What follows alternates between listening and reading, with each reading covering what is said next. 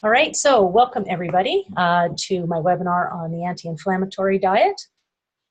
Thank you all for coming and sharing your time with me. Hopefully we can answer any questions that you might have and give you some great information as well.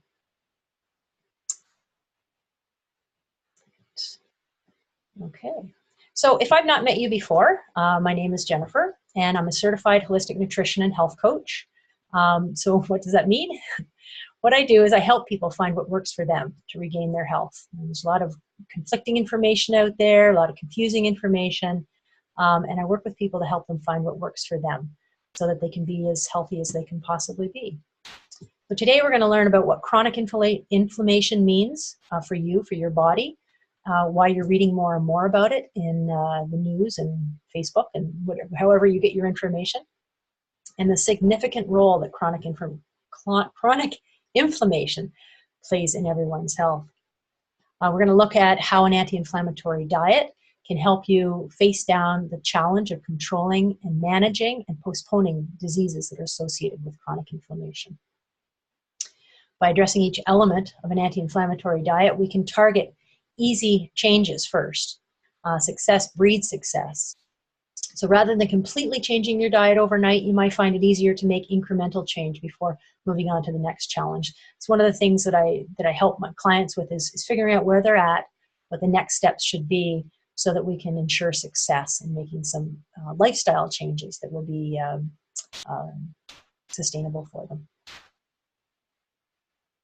Okay, so there's a number of sources that were used in creating this webinar, and rather than list them all here, which would be just crazy, you'd never get all that information, what I will do is I will share those resources with you afterwards. I'm going to send you a link to the recording of this webinar, as well as the resources. So if you're curious about where I got my information, and you want to dig a little bit deeper, then those resources will be available for you.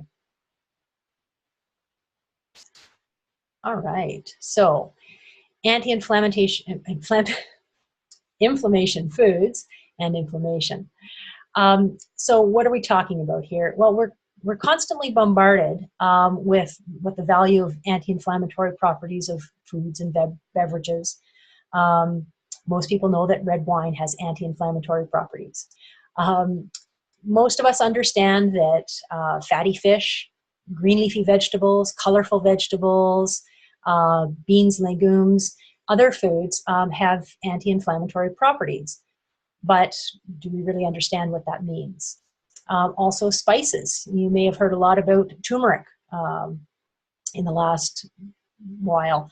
Turmeric is the spice that makes Indian food, gives it that yellow color, and it's increased in popularity recently, and it has found to have a lot of anti-inflammatory properties as well. But we're not limited to just turmeric. Ginger, garlic, chili peppers, basil, cinnamon, all kinds of different spices have anti-inflammatory properties as well. So what we're going to do is we'll take a look at what inflammation is, some of the conditions or diseases that can manifest with inflammation, high inflammation, and then what we can do about it with our diet. All right, and if you've got any questions as we go along, please, as I said, click on the Q&A button, type them into there, and I'll review them and answer your questions. All right, so what exactly is inflammation? So chances are that you've experienced inflammation in your life. Most likely you're experiencing some inflammation right at this moment. It's that common. So what exactly is it and why does it happen? So we have inflammation, the inflammation that occurs in our body, it occurs with the release of chemicals from white blood cells into the blood flow to protect a part of your body. It's meant to remove toxins, pathogens, stimuli or other irritants, and repair damaged tissue.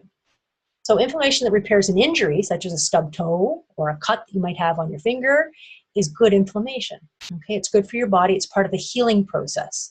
And typically it subsides when healing is complete.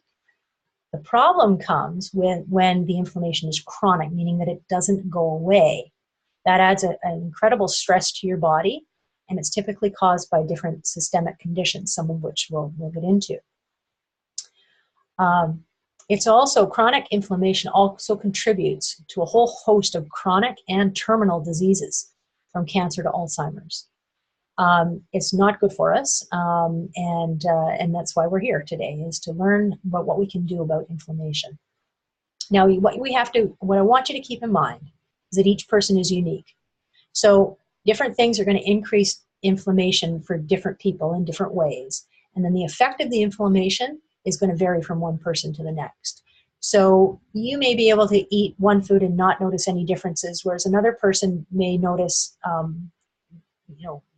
much bigger effects from that same food.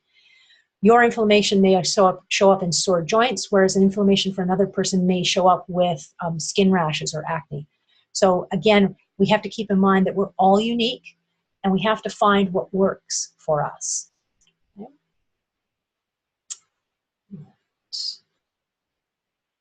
So chronic inflammation conditions, I mentioned a couple of them, but there's many of them. So inflammatory bowel disease, or IBS, arthritis, diabetes, heart disease, pelvic inflammatory disease, there's a lot of them. Pneumonia is actually an inflammation of the lungs. And as I mentioned, inflammation can even trigger acne. That's how it can come out for us. Crohn's disease, ulcerative colitis, both of those cause inflammation and ulcers in the innermost lining of the large intestines and rectum, and it affects more than 1.6 million Americans. Sorry, the statistics are American, not Canadian. And studies have suggested that psoriasis and celiac disease also share common genetic and inflammatory pathways. So it's a lot of the chronic conditions, health conditions that we're seeing, have a root that's based in inflammation. There's a new study that provides concrete evidence that the inflammatory response from the immune and nervous systems can contribute to the development of Alzheimer's in the brain. More and more is being learned all the time. Chronic inflammation can also include things like hair loss, depression, psoriasis, and in many cases, it can be undetectable. So you get the idea here, right? That taking charge of your lifestyle to the extent that you can reduce inflammation is a really good thing. But food's only one part of it, okay? And that's what we're talking about here today, is inflammatory foods and anti-inflammatory foods. But keep in mind that things like stress, lack of sleep, exercise, lack of, and too much, all of these can lead to inflammation as well. And again, we're going to focus on food today. Okay, all right. So I mentioned that one of the things that inflammation has a link to is depression. So there's a study quoted in one of the resources, or one of the sources that I'll send to you, that actually ties depression to inflammation.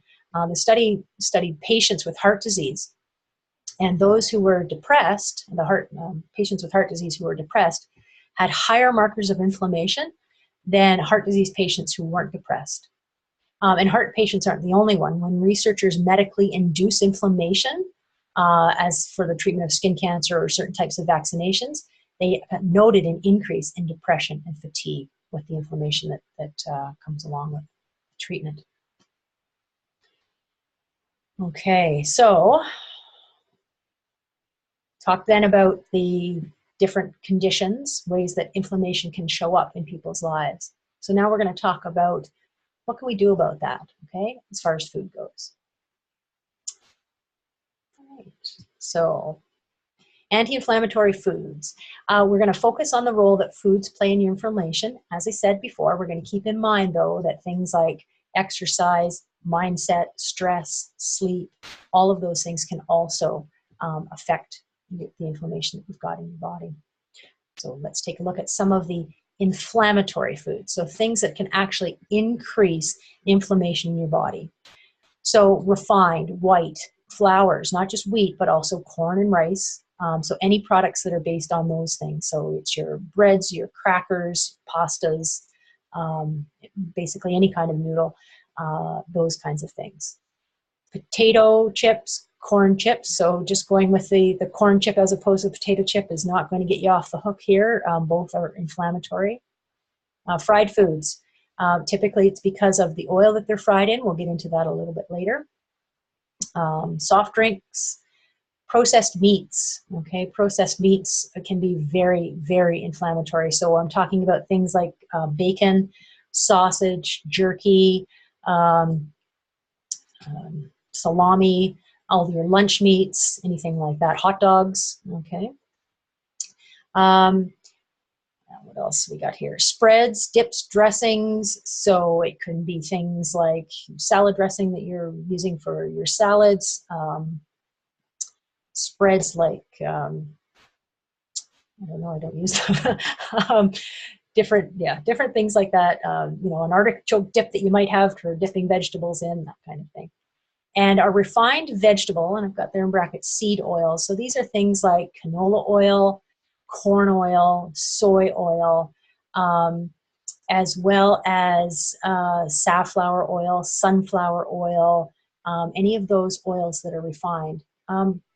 One of the things that sort of a general guideline that I like to use is that if you cannot duplicate the item from real whole foods in your own kitchen, then it's likely going to increase inflammation. Again, it's just a general guideline. I'm sure that there are things that don't fit that particular rule, but that's my general guideline that I use.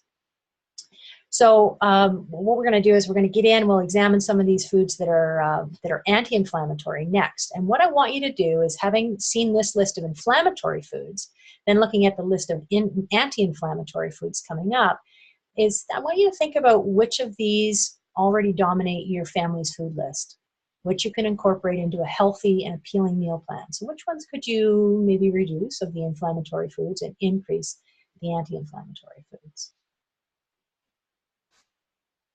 Or anti-inflammatory foods. Fresh, raw vegetables and fruits. I mean, there are just health powerhouses, no matter how you look at it, no matter what you're talking about, whether it's, inflammation or immune boosting or energy boosting, anything like that, your fresh, raw vegetables and fruits are number one. Everybody can choose, could use to add more of those into their daily routine. Raw nuts and seeds. So we're not talking about roasted honey-coated almonds here. We're talking about raw nuts and seeds. Okay.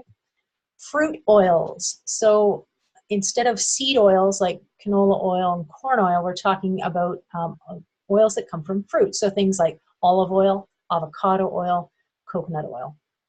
These are all good at different times, some for cooking, some not.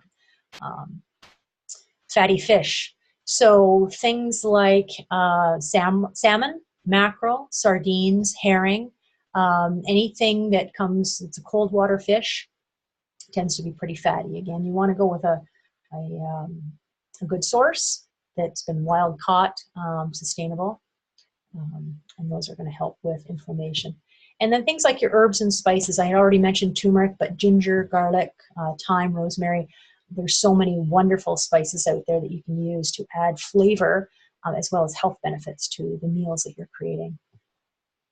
And if there's any coffee lovers out there, there's good news. Coffee contains polyphenols and other anti-inflammatory compounds that may protect against inflammation. Your fruits and vegetables, the more color that you've got in them, the higher in the antioxidants and polyphenols, which are protective compounds and are great for reducing inflammation. So if this is beginning to sound a little bit like the Mediterranean diet, which is high in fruits, vegetables, nuts, whole grains, fish, healthy oils, it's not a coincidence. Anti-inflammatory foods have a lot in common with the Mediterranean diet. So I want you to think about it. Is there anything on this list that does not work for you? Because you don't have to do all of these things. It's, as I said, it's a matter of picking and choosing what will work for you and what's sustainable. All right, so we'll get into some technical stuff. Don't worry, there's no test, and this is not a nutrition class or a science class, but sometimes it's helpful to just let the source of the information, some of the technical details sink in a little bit. All right. So some of the anti-inflammatory compounds that make foods anti-inflammatory. Vitamin K. You may or may not have heard of vitamin K. And vitamin K it's found in leafy green vegetables, predominantly in kale, and some vegetable oils and some kinds of fruit. Vitamin K is really important for the absorption of vitamin D, and is helpful with calcium as well. And metabolic risk markers for inflammation can be reduced when vitamin K intake is increased to at least 70 micrograms a day. Whole grains. So there's been research published in the Journal of Nutrition that has shown that some women in particular see positive anti-inflammatory effects by consuming a diet that's high in whole grains. Now, again, this doesn't mean blanket statement that whole grains are going to help inflammation with everyone. It's just that there have been studies that have shown they have had an anti-inflammatory effect for some. Okay. Omega-3 fatty acids. Omega-3 fatty acids are predominantly found in fish, okay, and fish oil supplements. Typically, they get them from, the supplements will come from krill, anchovies, sardines, salmon. You've likely all seen the different fish oils that you can get. How much you need to consume, it really depends person to person, okay? And it's not, I want you to think about, I know that I've heard some people say that omega-3s are good, omega-6s are bad. Omega-6s are the fatty acids that you'll find usually in vegetable oils. But it's not as simple as one's bad, one's good. It's all about the balance. And unfortunately, the standard American diet, the amount of omega-6 is much, much higher than the amount of omega-3 that's in the diet. It's said that a ratio of up to 4 to 1, so 4 parts of omega-6 to 1 part omega-3 is really about as high as you should go, whereas the average diet is closer to 40 to 1. And that's where inflammation kicks in, because omega-6s will actually promote inflammation and omega-3s will decrease it. And so the balance is what's really important there. Vitamin D is also an anti-inflammatory compound. Primary source is sunlight. However, one thing to keep in mind is that if the further away you live from the equator, I'm up in Canada, and so the further you are from the equator, the less vitamin D your skin can synthesize from the sunshine, especially in the winter. So vitamin D it's found in very small amounts in some foods.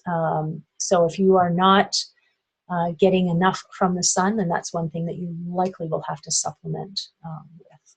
So low vitamin D levels have also been associated with several other diseases like asthma, cancer, diabetes, and arthritis.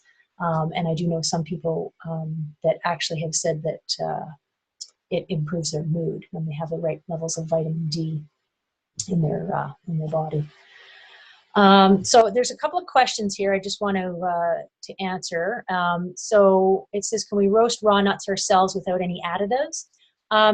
You can, but what happens is the oil that's in the nuts is very sensitive to heat, and so it's you may have heard of saturated versus unsaturated, and it's in your raw nuts the oils are unsaturated, which makes them much more fragile. So when we roast them, you have you've got the potential there of damaging the oil, and then it's not as good for you as well. But I would definitely suggest that you do it without any additives or things that you know that you're going to put on them that are healthy, as opposed to buying ones that are already have flavorings and things like that on it. Okay. Another question here, do we find dairy as an anti-inflammatory type of food? Actually, dairy tends to be an inflammatory type of food, and we'll talk a little bit about it later. It can cause a lot of problems for people, and so it typically is not included in an anti-inflammatory diet. And another question we have here, what do I classify as a whole grain? So a whole grain is one that hasn't been processed. So for instance, with wheat, you may have seen You know, the difference between white flour and whole wheat flour, and the whole wheat flour looks brown, right? That's where we get the brown bread. It has to do with the germ, and then there's kind of like a shell on the outside of it. And the germ of the grain itself is actually where most of the nutrients are. So when grains are refined, that germ is removed, and also the bran, that's the coating on the outside. And that's where we get most of the fiber and most of the nutrients. So when you're looking at whole grains, so you'd be looking at a whole wheat, if that's the way you're going to go. Brown rice is whole, whereas opposed to white rice, it's not. It's been processed. So, hope that answers those questions. If not, then please let me know and I will do better. Okay. All right, so let's go on. Okay, so turmeric. You've probably heard about this.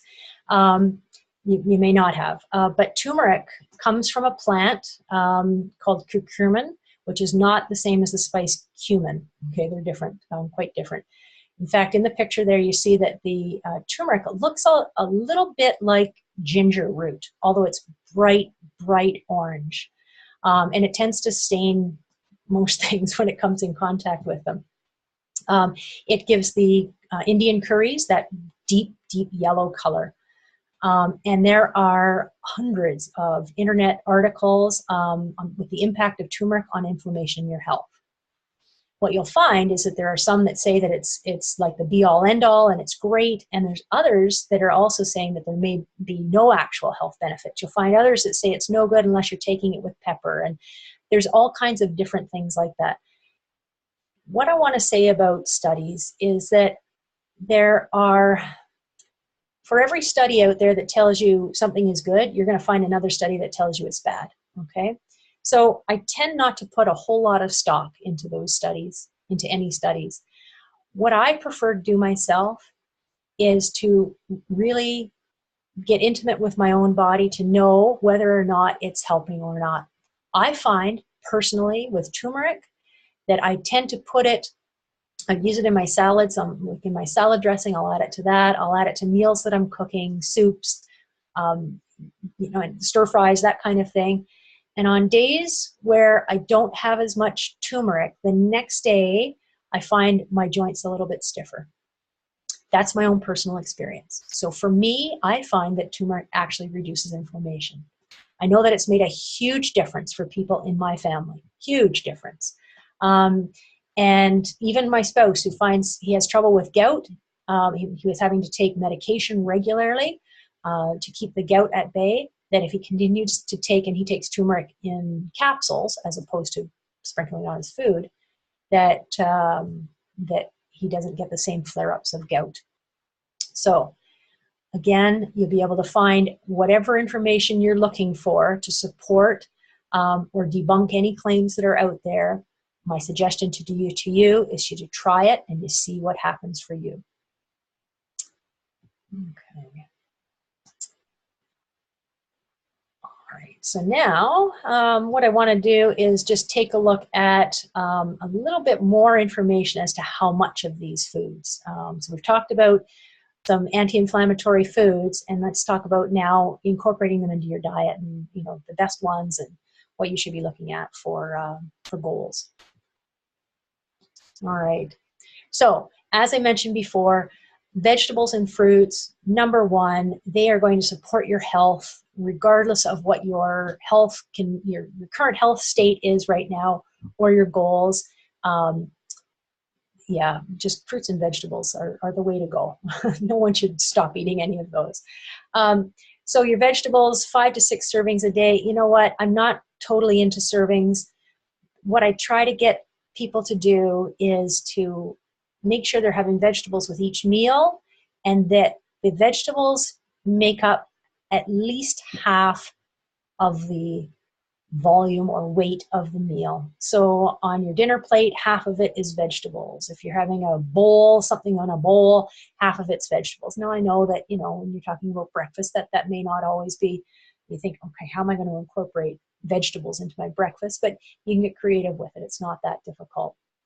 Raw or cooked, your dark leafy greens, cruciferous vegetables. So those are things like broccoli, cauliflower, kale, cabbage.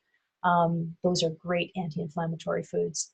And colorful. As I mentioned, the more colorful, the better. So if you're going to eat cabbage, go with red cabbage as opposed to green cabbage.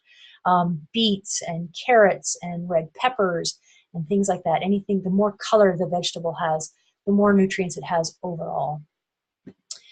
Fruits, again, I like to separate out the vegetables from the fruits rather than say 5 to 10 servings of fruits and vegetables a day. That leaves a little bit, it's just a little bit too loose. The vegetables are the more important. I wouldn't, eating 10 servings of fruit every day and no servings of vegetables, although better than nothing at all, is not really where we want to go goal-wise. So 2 to 3 servings of fruit a day, because we have to watch with fruit. There's a lot of sugar in fruit. Yes, it's natural fruit, and there's lots of other great things in fruit as well.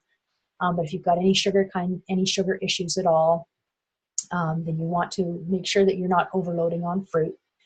Fresh or frozen, you want to stay away from canned fruit. Berries are amazing. Berries they have the lowest amount of sugar of any fruits, and they're really high in fiber. Really just a powerhouse. They're deep in color, so they've got so much nutrients for you. Pomegranate's another one. Plums. So, I mean, really, there's lots and lots of choices for fruits and vegetables. Okay, make sure I didn't miss anything. All right. Okay, so beans, pastas, and whole grains. Now, these aren't for everybody. So what I mean by this is that a lot of people nowadays are getting great results from a paleo diet or a ketogenic diet, both of which do not support eating beans and legumes, pastas, and whole grains. That doesn't mean that they're necessarily bad for you, okay? Because beans, pastas, and whole grains are particularly high in B vitamins. Okay, they're some of the highest sources of B vitamins out there. And B vitamins they're a water-soluble vitamin, meaning that your body can't store them. So you need to intake them every day. There are also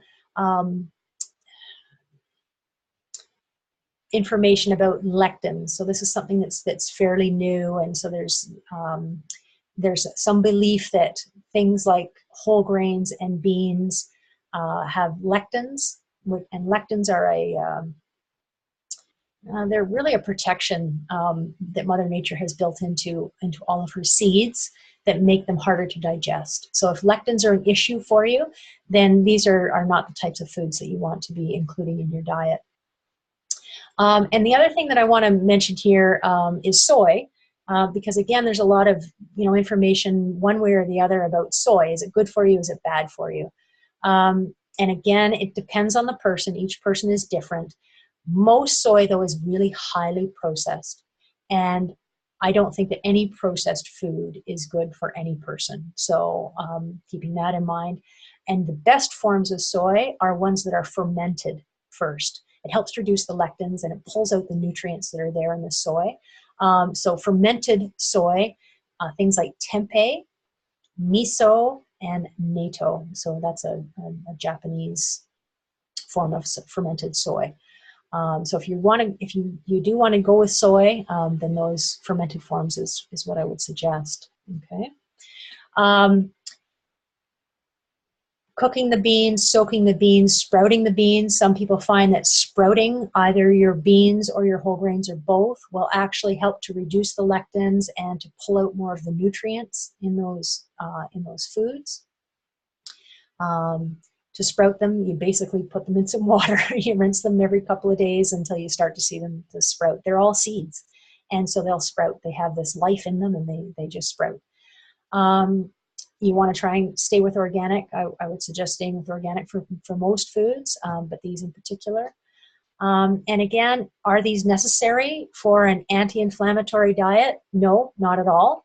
But if you find that these foods are useful for you and actually reduce the amount of inflammation that you experience, then by all means you include them in your diet.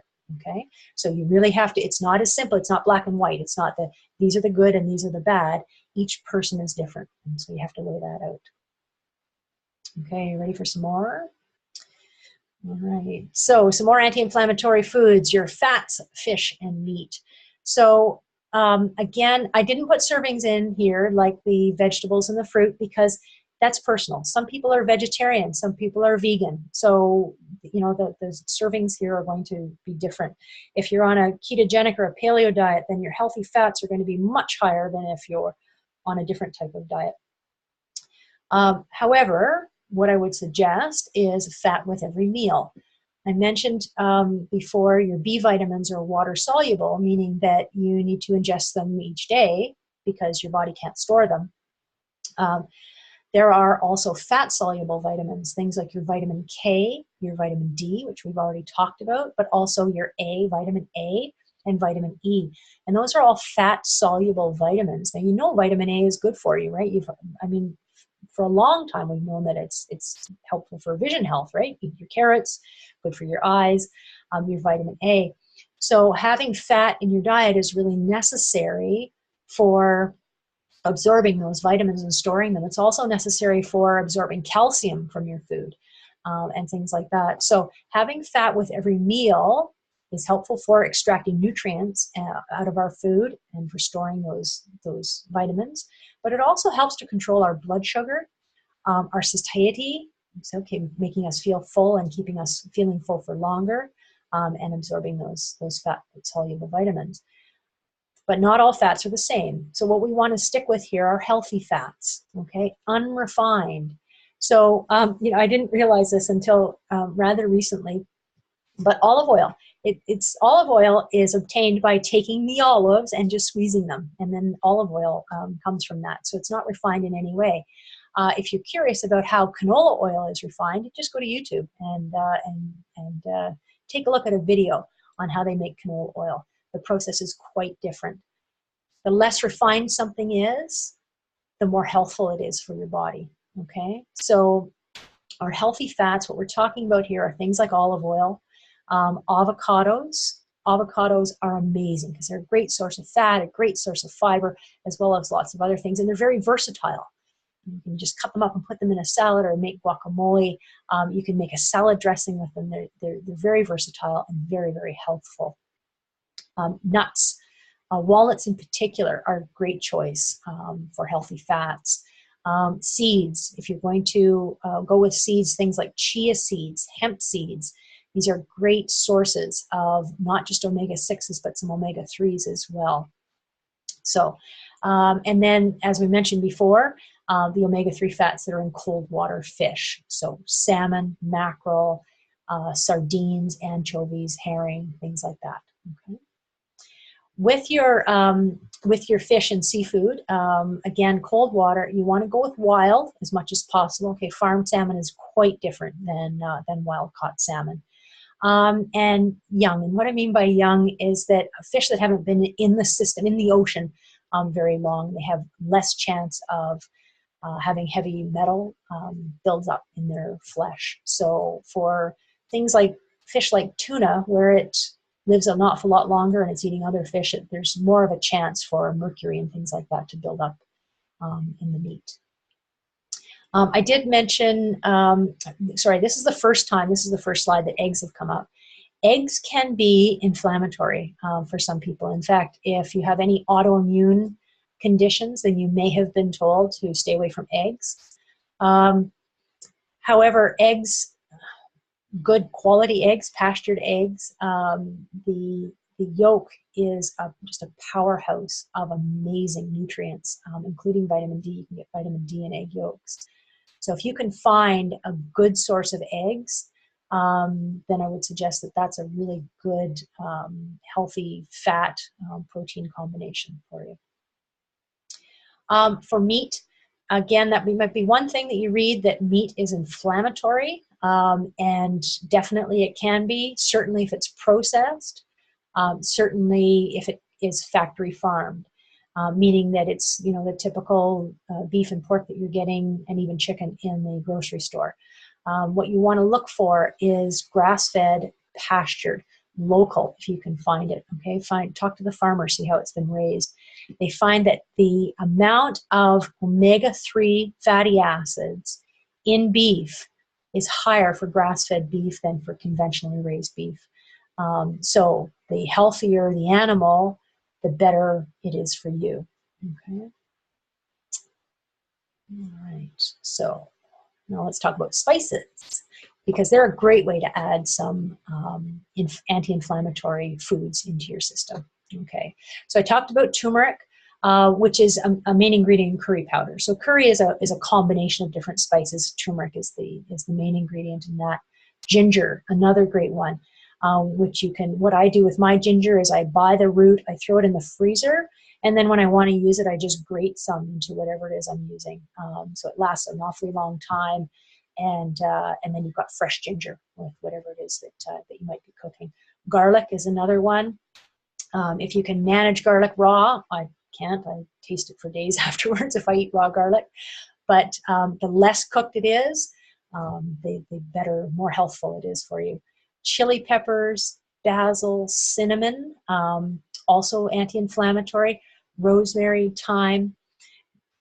What you can do is you can use these spices to actually enhance the flavor of your foods. Okay, rather than we tend to get lazy and we just throw salt on stuff to make it taste better, to bring out the flavors. But using spices actually has the benefit of making our food tastier, but also has the health benefits of these spices as well.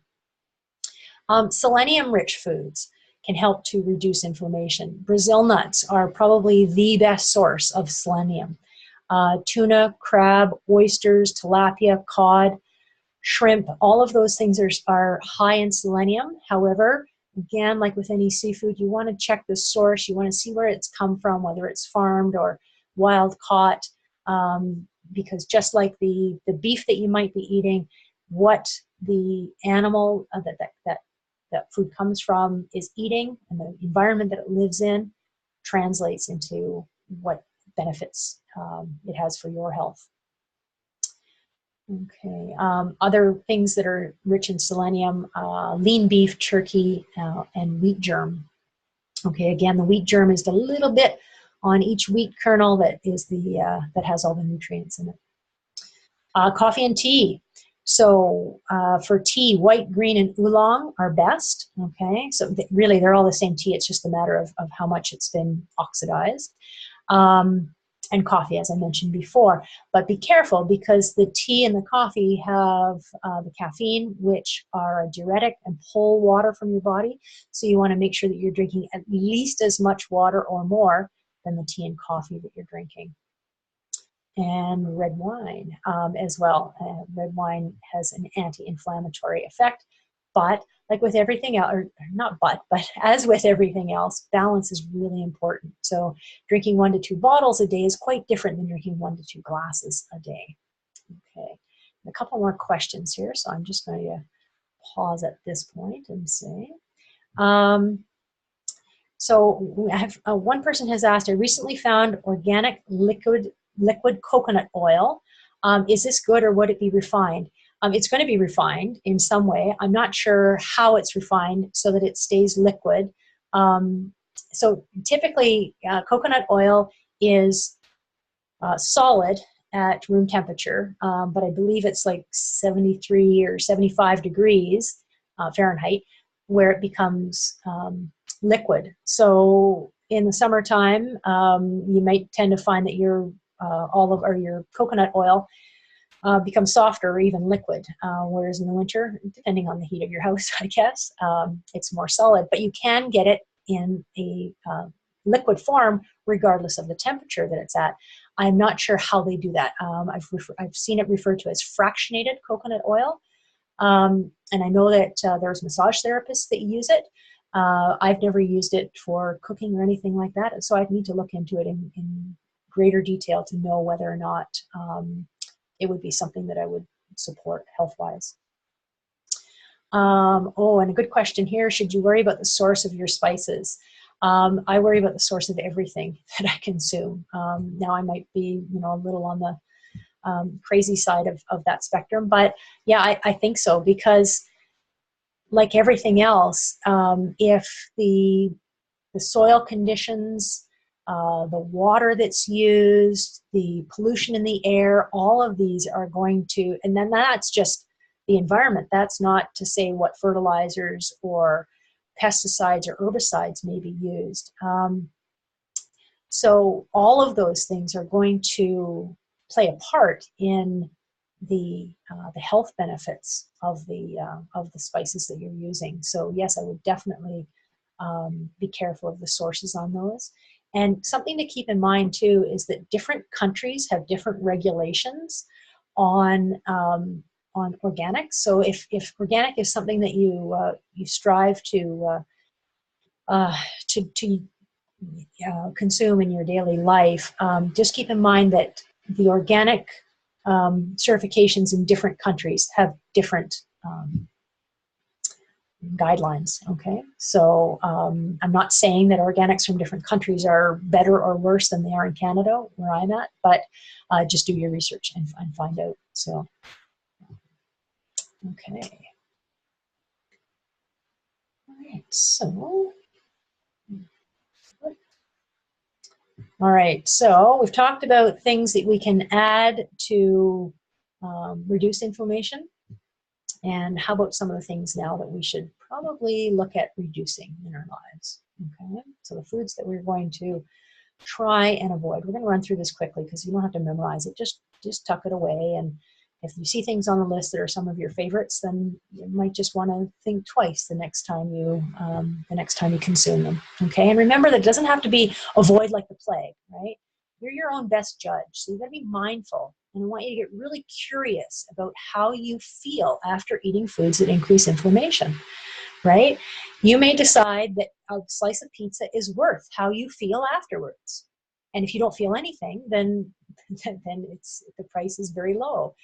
But if you find that you consume something, even though it tastes great and it feels really good in the moment, but the next day you really pay for it, then you need to be mindful about the next time you consume it. And is that something that you really want to do to yourself? All right, so here's a list. And I've referred to some of these already. So your processed vegetable seed oils, so I'm talking about things like canola oil, corn oil, soy oil, safflower oil, sunflower oil. And if you take a look, you go in the grocery store the next time, most everything that actually has a list of ingredients, most processed foods, you're going to find canola and soy oil, at least in Canada. They predominate in most things like crackers, cookies, baked goods. So yeah, those, and they can cause a lot of inflammation. So lactose products. One of the questions we had was about dairy. So dairy products have shown to be really inflammatory, more so in some people than others. So you may be a person where dairy doesn't have an inflammatory effect, but it does for most people. Now you could, you may be able to say that, okay, organic or grass-fed dairy doesn't, and it really has to do with what the cow is eating, and that could be. I stay away from dairy myself because I don't like how it makes me feel. I get really funny, and so I just don't go near it. But for other people, it's not as big of an effect. So you have to weigh that out for yourselves. But in general, lactose, anything dairy related, tends to be fairly inflammatory. Processed meat, cured meats, so things like, as I said before, salamis and bacon and sausage and the lunch meats, things like that. Your processed meats, they've got lots of salt. They're usually really poor quality of meat as well. So those things can increase inflammation.